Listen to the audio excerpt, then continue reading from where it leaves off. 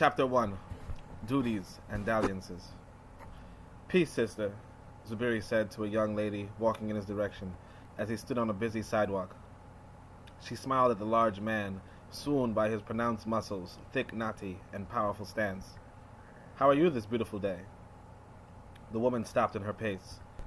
She was not the sort to call a sister, just another Brooklyn girl who, if pressed on her sense of self-worth, would not highly rate herself.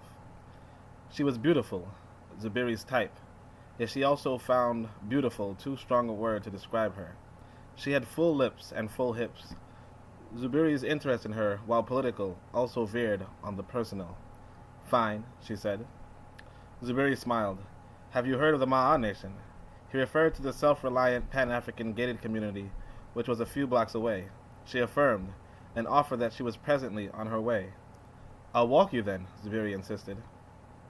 "I'd like that," she told him, and wrapped her arms around his massive biceps. Zuberi looked to the two men across the street and nodded. They understood his meaning. As Ma'a nationals, they were expected to at least inform the masses about the Ma'a Nation. Yet seeing as Zuberi was recently divorced, the men understood that Zuberi may mix his duties with his dalliances. In the Ma'a Nation, he was a hunter, an unmarried Ma'a national. They were protectors, married male nationals.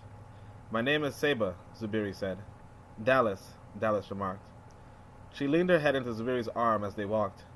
His melanated, muscled arm signified safety.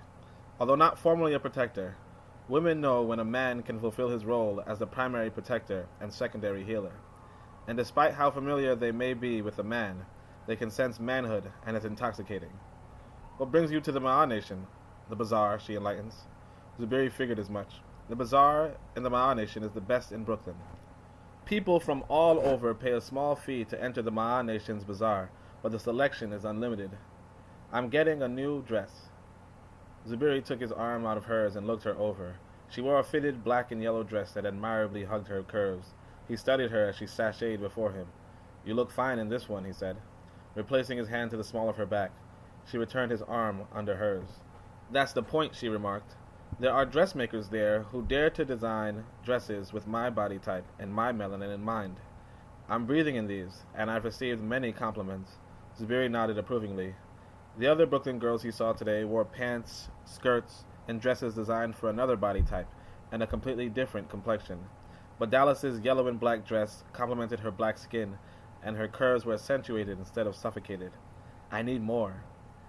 As the pair walked the perimeter of the Ma'a Nation, which was a large wall with a handful of military-styled outposts manned with cannons and guards, a disheveled and rotund beggar sat on the floor with his hand out and his legs stretched across the sidewalk.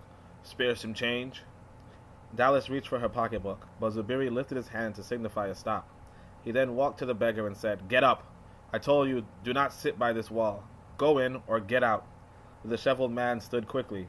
He recognized Zuberi as a man with an ability to toss him and a history of so doing.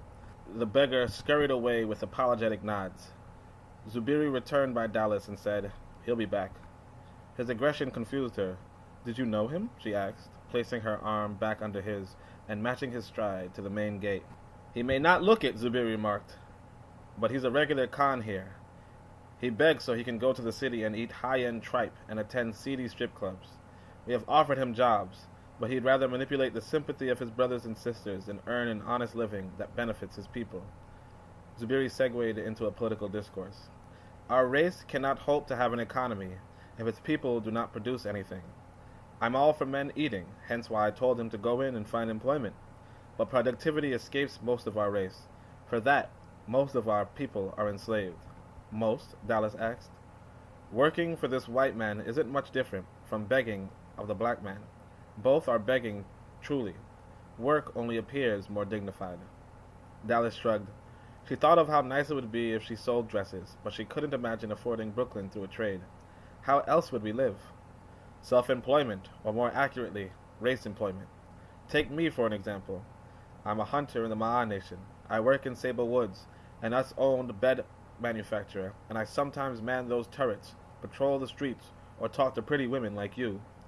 For working for us, I am given a home to live, daycare for my son, food to eat, and a reason to hold my head up. I am not just surviving, not just living, but thriving.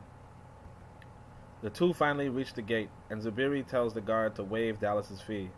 "You must be well known," she suggested. Zuberi shrugged. He led her to the bazaar, then said, "I'm going to the daycare to get my son. I'd like to show you around the Ma'a Nation sometime. What's your number?" Dallas told him her number, but followed with, "I can shop later. Maybe you can show me around now." "Be careful," Zuberi warned. "I'll pay more attention to my son than I will to you." She batted her eyelashes. "Maybe I'll do the same." Zuberi raised her hand to his mouth and kissed it. "Let's make haste."